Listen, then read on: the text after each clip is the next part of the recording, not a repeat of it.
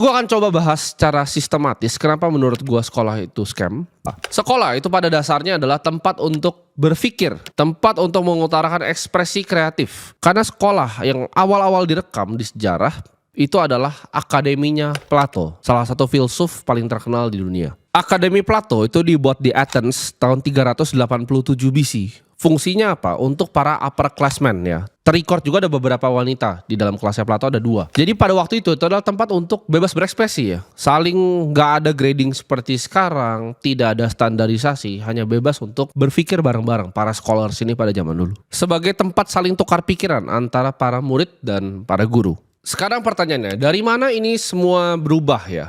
Jadi dari sekolah yang bebas berpikir kreatif jadi sekolah yang seperti dikuasai oleh diktator. Zamannya adalah saat Prussian Empire yang sekarang jadi Jerman. Waktu Prusia itu menginvasi Polandia, apa yang terjadi? Dia harus mikir, ya kan? Dia udah menang invasinya, dia harus mikir gimana caranya cuci otak orang-orang Polandia. Jadi ini yang dilakukan oleh para orang Prusia. Mereka bikin sekolah standarisasi karena mereka mikir gini, orang yang udah tua itu udah susah banget diubah ya. Dogma di otaknya dan doktrin di otaknya udah susah sekali diubah. Tapi anak-anak kecil itu gampang sekali dibentuk. Jadi mereka akan pikir untuk bentuk anak kecilnya.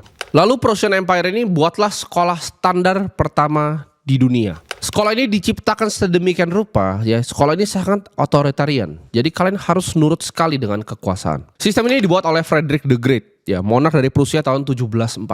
Sistem sekolah ini sama sekali nggak nuntut anak untuk berpikir secara intelektual, tapi hanya nurut ke authority. Jadi mereka benar-benar ketemu formatnya itu tahun 1763 ketika Frederick the Great itu ketemu sama Julius Hegler. Mereka akhirnya bergabung untuk bikin sistem sekolah ini. Ini sistem sekolah yang mendasari semua sekolah sampai sekarang. Jadi pendidikannya itu 8 tahun.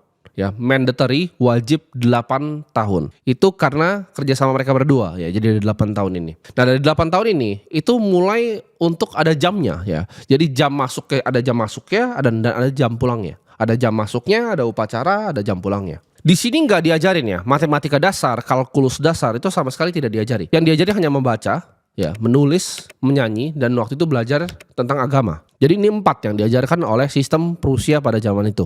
Dan ini luar biasa efektif. Sampai anak-anak Polandia itu lupa. Mereka itu actually Polish. Mereka lupa akan mereka punya grassroots. Karena mereka benar-benar kecuci otaknya di sistem Prusia ini. Dan ini luar biasa efektif. Bahkan mereka bisa bentrok sama keluarganya sendiri. Ini menjadi para petani dan para pekerja yang sangat loyal ke otoritinya Prussian Empire.